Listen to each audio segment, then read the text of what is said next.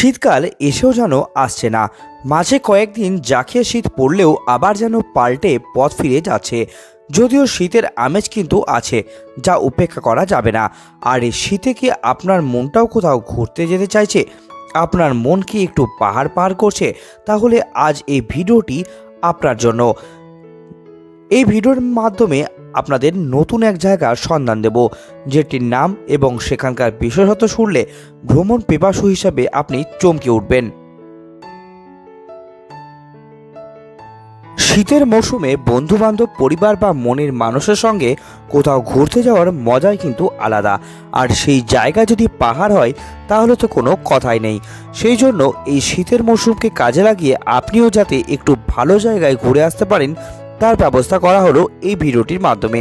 আজ আপনাদের দেওয়া হবে একটি নতুন ঘুরতে যাওয়ার ঠিকানা সম্পর্কে যাবতীয় তথ্য। পুরুলিয়া তো নিশ্চয়ই গিয়েছেন আপনি অনেকবার, কিন্তু পুরুলিয়া জেলাতেই গজাবুড়ু এবং ঢোলবুড়ু পাহাড়ে গিয়েছেন কখনো? সবুজে ভরা এই জোড়া পাহাড়ের শান্ত প্রকৃতি আপনাকে মুগ্ধ করবে। এখানে এলে আপনার আর ফিরে যেতে মন চাইবে না, মনে হবে সারাক্ষণ এখানেই ঘুরতে থাকি। এখানে এলে আপনার মনে হবে প্রকৃতি যেন উজাড় করে দিয়েছে সব কিছু। এখানে এলে আপনাকে থাকার কথা চিন্তা করতে হবে না, কারণ পর্যটকদের কথা ভাবনা চিন্তা করে এই অঞ্চলকে ঘিরে গড়ে উঠেছে বেশ কিছু সরকারি রিসর্ট। আপনি এখানে অনায়াসে থাকতে পারেন।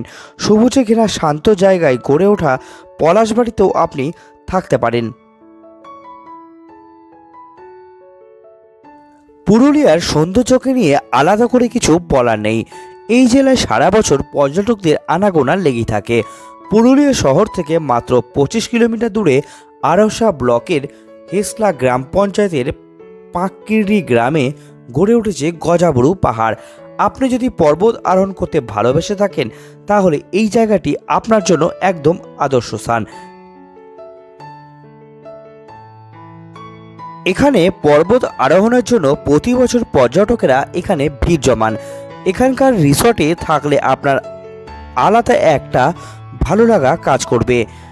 এখানকার রিসোর্টগুলিতে ছৌ নাচেরও ব্যবস্থা করা হয়।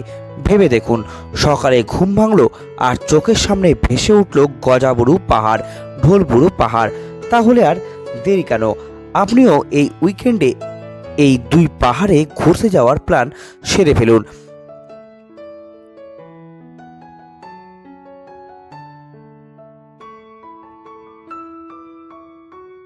এখানে আসতে হলে সবার প্রথমে চলে আসুন পুরুলিয়া, অথবা আপনি বাই রোডেও এখানে আসতে পারেন।